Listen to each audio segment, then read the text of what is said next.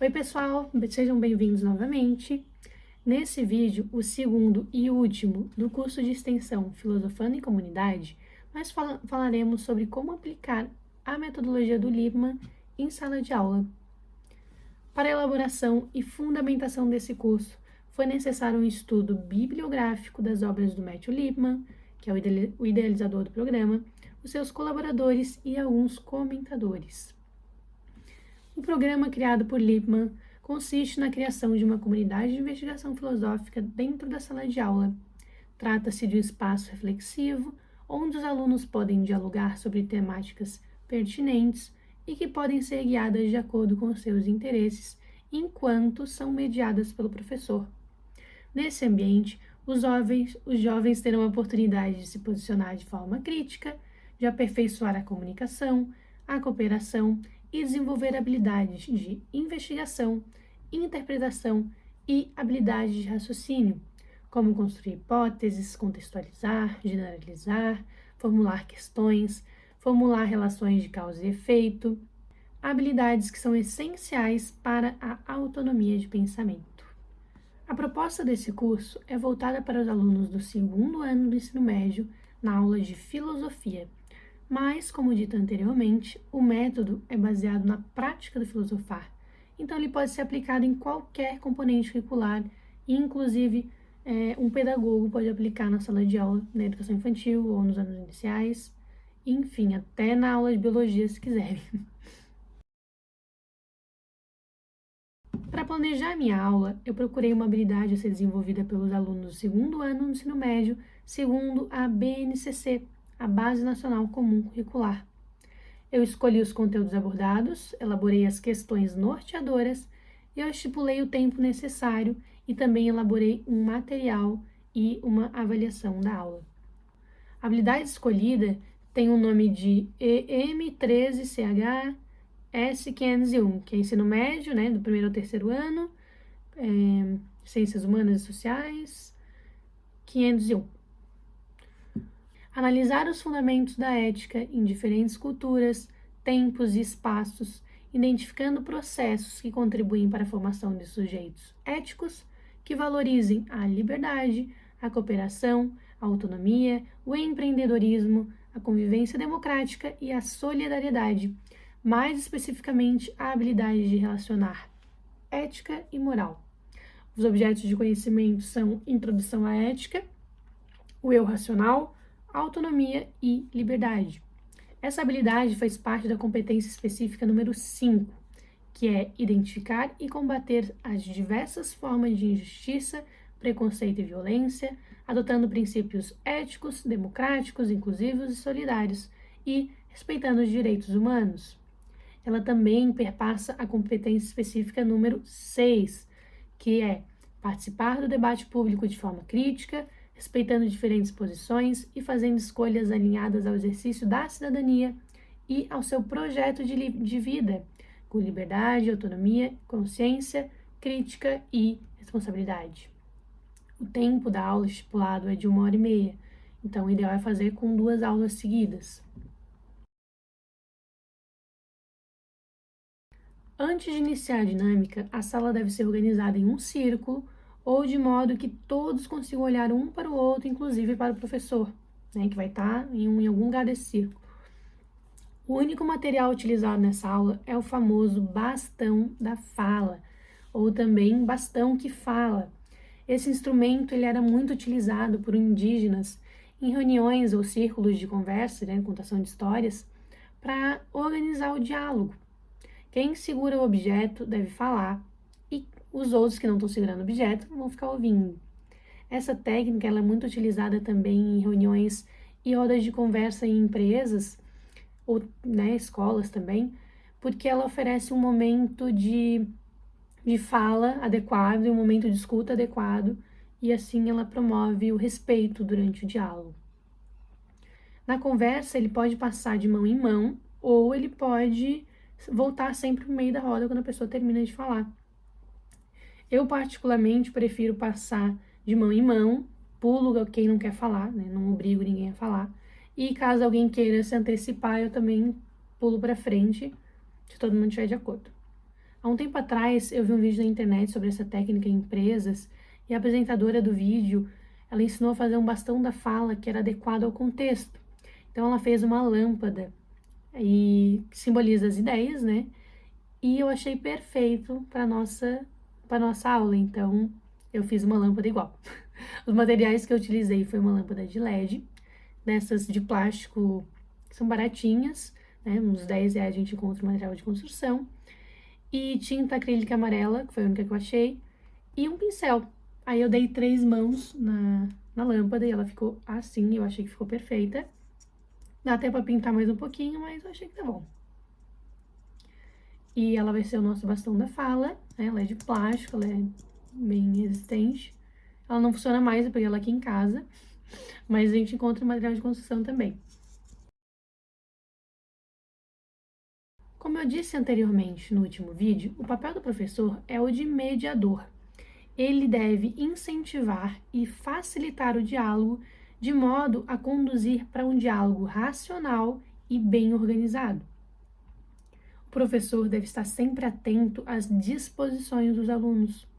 Os alunos são diferentes, né? Nós sabemos disso. E muitas vezes eles não vão estar interessados nos rumos que os diálogos vão estar tomando. Então, o professor deve fazer com que a aula seja atrativa e que a investigação seja prazerosa. Então, ele tem que estar sempre atento a isso. Nesse momento da roda de conversa, o professor ele não vai dar resposta nenhuma. Ele só vai fazer perguntas e comentários provocativos. Eu preparei uma lista de possíveis perguntas para o diálogo. Vocês podem utilizar essas mesmas perguntas e também podem criar novas perguntas e na hora, obviamente, a gente acaba improvisando perguntas, né? É muito importante a gente se preparar antecipadamente. Eu sempre levo as perguntas já prontas e na hora eu improviso, nem sempre eu sigo todas, mas é bom ter algumas já prontas para se preparar. Para iniciar, o professor deve explicar como que vai funcionar a comunidade de investigação, né? Um assunto vai ser problematizado, cada participante poderá contribuir com as suas ideias e perguntas, e no momento em que estiver com o bastão na mão, tem que explicar como é que funciona essa dinâmica, porque as pessoas não conhecem. O bastão vai ser passado no sentido horário, e se alguém quiser falar, pode levantar a mão e esperar um pouquinho, né? Não precisa ficar falando, porque não vai estar com o bastão, então só levanta a mão e a gente entrega o bastão. É bem comum que ninguém queira falar, porque às vezes as pessoas demoram um pouquinho para ficar confortável, então muita gente não gosta de participar, até que chegue num assunto que a pessoa goste de falar, isso é bem comum.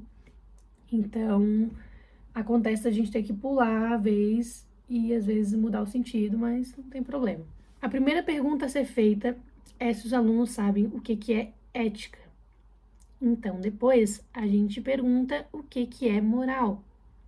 Após a contribuição dos alunos, o professor pode explicar resumidamente, de forma sucinta, o que é esses dois conceitos, né? Ética é a área da filosofia que estuda o comportamento humano, né? A teoria, o conhecimento ou a ciência do comportamento moral. Ela explica, compreende, justifica, critica a moral e os costumes da sociedade. Então, ela é a reflexão moral acerca da ação. Já a moral, ela é definida como um conjunto de normas, princípios e costumes, valores que norteiam o comportamento do indivíduo em um grupo social. Então, esses dois significados devem ser explicados para eles, que provavelmente eles não vão saber, ninguém sabe. E é muito comum a gente confundir, na verdade, são dois significados parecidos. Aí, a gente explica rapidamente e continuamos o debate, né? Após esse primeiro debate inicial sobre esses dois conceitos principais da aula, a gente vai apresentar o famoso dilema do bonde. Quem é entusiasta da filosofia provavelmente já deve conhecer esse dilema, que é o seguinte: primeira parte. Um trem está correndo pelos trilhos e está fora de controle. Se continuar em seu curso e ele não for desviado, ele vai passar por cima de 5 pessoas que foram amarradas nos trilhos. Você tem a chance de desviar o trem para outra pista simplesmente puxando uma alavanca. Só que se você fizer isso, você vai matar um homem que por acaso está parado na pista, no trilho do trem. O que você vai fazer?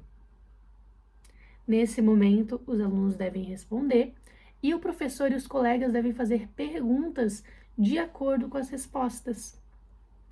Depois vem a segunda parte do dilema.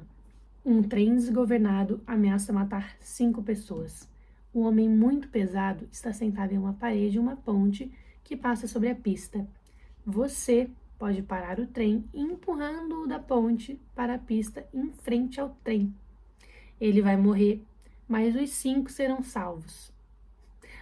E você não pode optar por pular na frente do bonde, porque você não é grande o suficiente para parar. Ou seja, você está numa ponte, tem um cara grande lá, você vê o trem vindo, tem 5 pessoas lá no trilho, prestes a morrer, mas se você empurrar aquele cara grandão, o cara morre, o trem para e você salva 5 pessoas.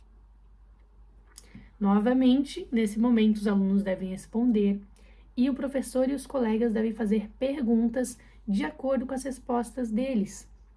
É muito importante que o professor reaja positivamente às perguntas dos alunos, porque assim eles vão se sentir encorajados a fazer mais perguntas. Por exemplo, a gente pode falar, nossa, que pergunta ótima, ou que interessante esse ponto que você observou. Eu sempre uso isso nas minhas aulas com os alunos da educação infantil, porque eles ficam bem empolgados quando eles percebem a nossa empolgação e a nossa interesse nas perguntas que eles fazem. Mais exemplos também podem ser colocados no dilema. Por exemplo, se fosse uma criança nos trilhos de um trem, se fosse um assassino ou até mesmo um idoso. O importante é problematizar os princípios éticos, a moral, né, a ética. E também tem o problema dos carros autônomos, que é interessante apontar, né, uma coisa atual, então acho que eles podem gostar bastante. O dilema do bonde, ele não tem uma resposta definida, ele é um dilema, né? Então, esse conceito de dilema também pode ser explicado para os alunos, sempre de forma mais interativa, né? Com perguntas e tal. O curso que o debate irá tomar vai depender dos alunos, né? Das respostas que eles vão dar, das perguntas que vão ser levantadas. Então, muitas vezes eles podem trazer notícias ou questões atuais pertinentes e o professor também pode trazer essas informações em forma de perguntas. Eu vou mostrar para vocês as perguntas que eu preparei. Claro que vocês não precisam seguir elas à risca, elas são exemplos, vocês podem improvisar na hora também, mas é bom já ter o material pronto.